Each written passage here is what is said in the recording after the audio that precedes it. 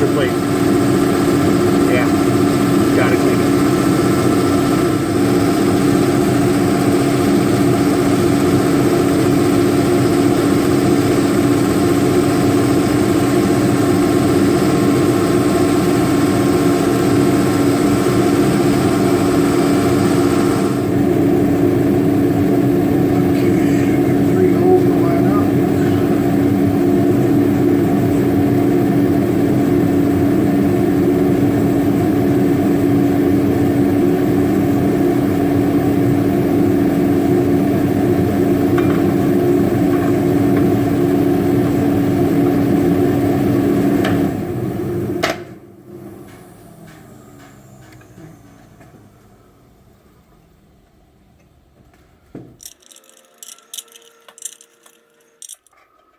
Well, it looks nice on there, doesn't it?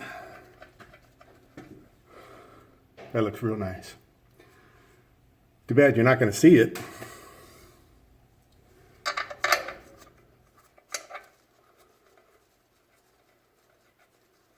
Should make transparent bell housings.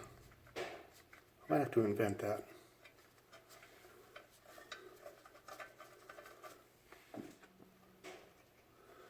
So there is some play in this. Should I get it in the middle?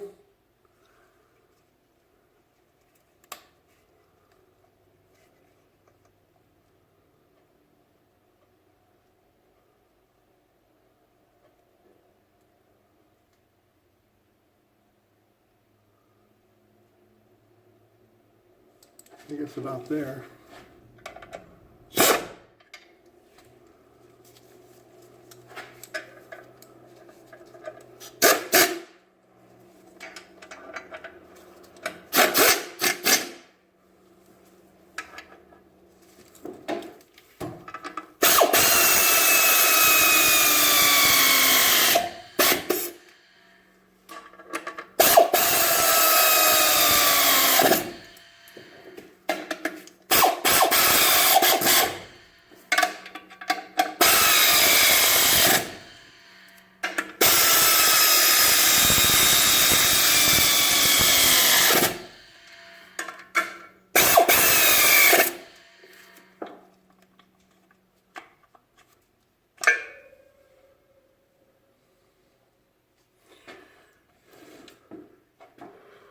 Wish I had that back in the day,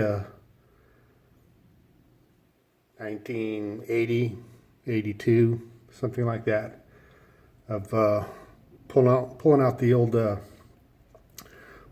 T10 Supers, the M22 rock crushers. I mean, you didn't have this tool. I mean, maybe if you had an old input shaft you could use, but who's got that, right?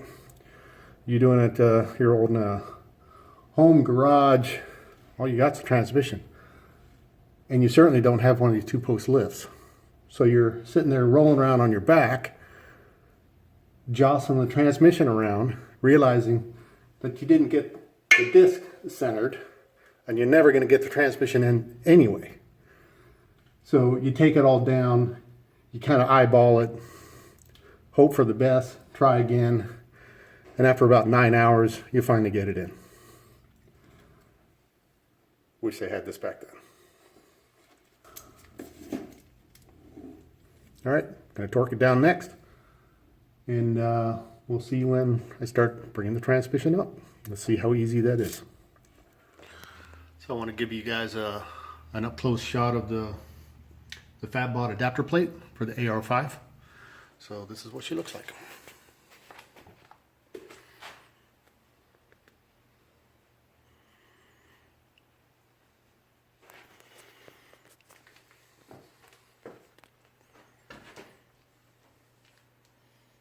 Fits super nice and snug, and even without the bolts in, when you put it in, it does not move. It fits very, very precisely. Sorry for the jumping around, it's kind of tight fit in here. And then we've got our slave cylinder all bolted up, so that's all set to go. Had a problem with this fitting right here because the kit that I got for the extension bleeder does not fit this. So evidently I bought the wrong one. So I think for now, I'm just going to use this. I know it's going to be a mess, so I'm going to try to fit a hose over it so I don't drip fluid inside this belt housing, because that would be a nightmare for the clutch. So we'll see how it goes, because I'm not going to get a replacement this weekend. So gotta make it work. All right, so that's that.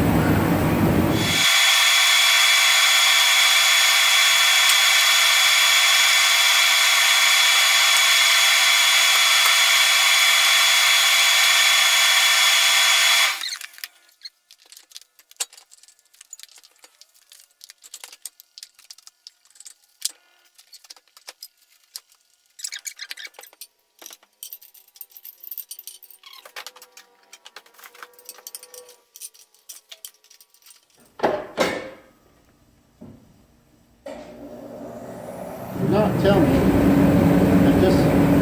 that just went in that easy. There's no way. Wow. It actually just went in that easy. That's unbelievable. All right, gang. So obviously the transmission is in, and hydraulic lines are all hooked up, and I had to bring my wife out to help me bleed this thing, because I could not use the extended bleeder because I had the wrong fitting on it. Would not fit the slave cylinder. So that was a major problem. And so we got everything bled, and it was a bit of a mess, but it worked. Got the job done. Adjusted the pedal and got good throw on it. I checked the engagement on the clutch disc, and it does disengage, so we're in good shape there. And I got the cross member just kind of pushed up in there, and the transmission is sitting up on it. Let me get some light on it here. So anyway, I don't know if you can see up in there, but that's where you got to bleed the thing, through those two holes right there. See that upper one? Well, right above where the hose is going in, that's where you got to bleed it out. And without an extended bleeder, that's a royal pain, let me tell you. I went around to Napa Auto Parts, I went to Discount Auto, and one other place, and none of them had a fitting that could adapt that line to that connection. So that's definitely a kit-based type fitting. Make sure you get the right one. All right, so anyway, cross members up in there. I got the transmission mount in there. Got a little bit of glare. So that's setting up on there. Let me set you up on here so I can see it. So that's setting on there, and I do have it centered. It is bolted into the transmission, and that lines up there, which you might think that's spot on, but it's not. It does not line up to these holes here, okay? So, not lined up there. So I think what I'm going to end up doing is drill a hole in the frame to match up the holes on the cross member, and stick a bolt in it and call it good. So that's basically it. It's about an inch off. All right, so just know that the AR5 transmission, based on any other transmission like the Turbo 350 or Borg-Warner T10 or an M22 or whatever you got, if it's the 1972-ish transmission, the AR5 is 1 inch longer. All right. Well, that is with an LS1 too, though, so just know that. So I'm going to get that drilled and bolted up, and then next thing is get the drive shaft in, and like I said before, that's already cut to length at 1.65 inches shorter, and I think that makes the wheels turn. All right, so once that's in there, I'll fire it up. It definitely is not running good. Matt Hackle's supposed to come by today and get that tuned. He's got a 3-bar setup in there, and I need a 1-bar, and the IAC valve is operational.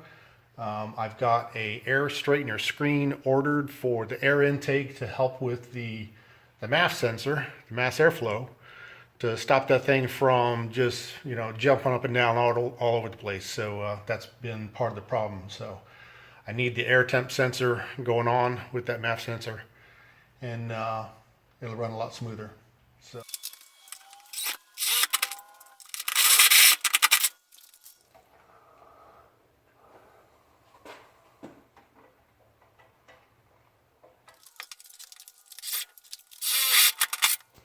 All right, so I got the side bolts in here. So those are in, nice and tight. Now for the center.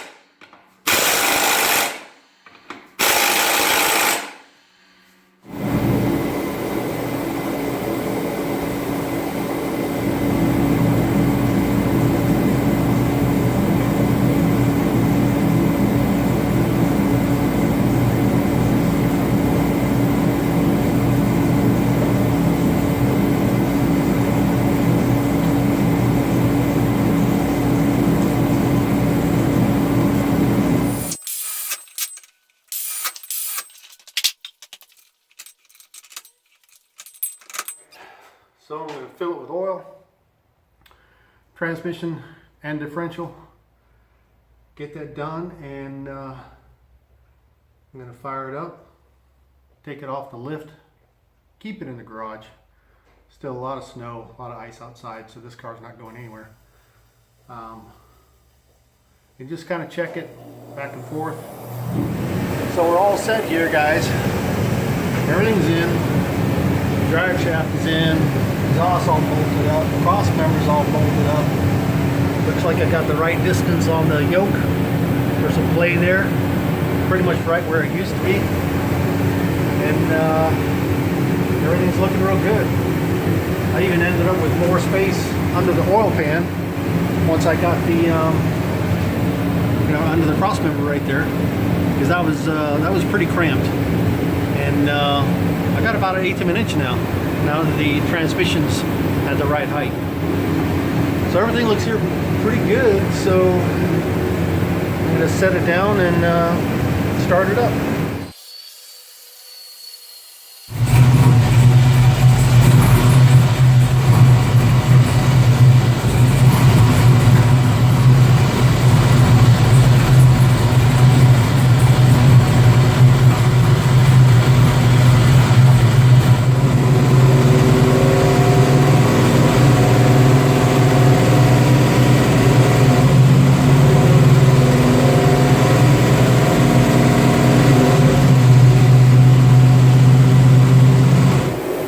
That's pretty cool. It's now under its own power, so it just needs a tune-up now. Matt Happ will come on over and give it a tune, get it running right, and hopefully next weekend will be some much better weather. We can take it out on the road, see how it goes.